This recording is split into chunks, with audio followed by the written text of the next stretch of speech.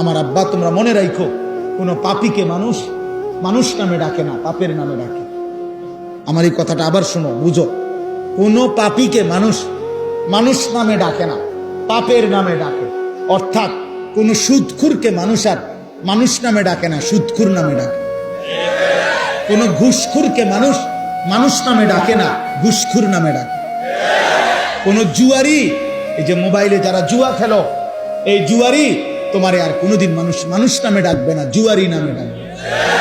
কোন মদখোরকে মানুষ মানুষ নামে ডাকে না, মদখোর বলে মদখোর, নেশাখোর, গাঁজাখোর, ফুট্টাখোর, বাবাখোর, ডাইলখোর, ইয়াবাখোর, হারামখোর।